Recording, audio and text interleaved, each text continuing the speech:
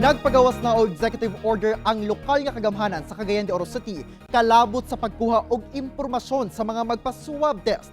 Atong sayron ang detalye sa live report ni Cyril Chavez. Cyril.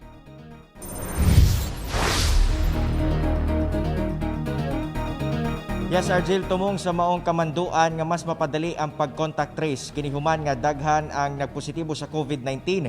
Ang dili ma-contact trace tungod sa sayop nga impormasyon ang ilahang gihatag. Samtang sagad sa mga namatay sa COVID-19 dinhi sa syudad, dili bakunado. Sumala kini sa pagtuon sa City Health Office.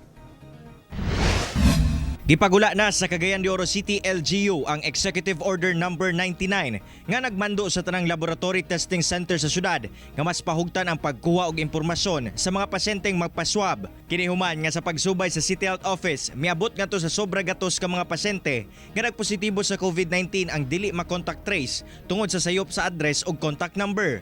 Sa mong kamanduan, rekisitos na nga kinahanglang adunay written application ang pasyente nga buot siyang magpa-test. Sa mong sulat, kinahanglan sab nga nakabutang ang saktong mga impormasyon sa pasyente sama sa permanent address, address sa syudad ug contact numbers. Lakip sa kamanduan ang paghatag ilayon sa mga testing facilities sa resulta sulod sa 24 oras sa City Health Office ug kung makasupa kini mahimong mapahamtangan sa closure order o cancellation sa business permits. Pinaagi sa pag-abag sa City Administrator's Office, Regulatory Compliance Board, Joint Inspection Team o Cagayan de Oro City Police Office.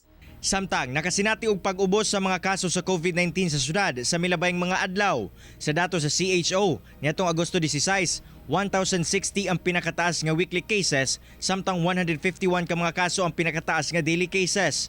Karon ana na lamang sa 482 average weekly cases og 68.85 daily cases ang natala sa Setyembre 20. Apan matod sa buhatan, siyam sa napulo ka mga pasyente sa COVID-19 sa syudad nga namatay ang wala na bakunahan.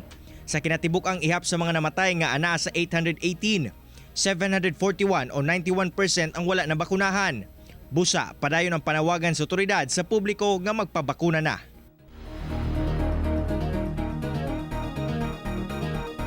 Argel, sumala pa sa LGU ang hangyo nila karon ngadto sa mga misamis nun nga kinahanglan gayud ibutang ang saktong contact details. Ilabi pa importante nga ma-contact trace sila o galing magpositibo sila sa COVID-19. Argel.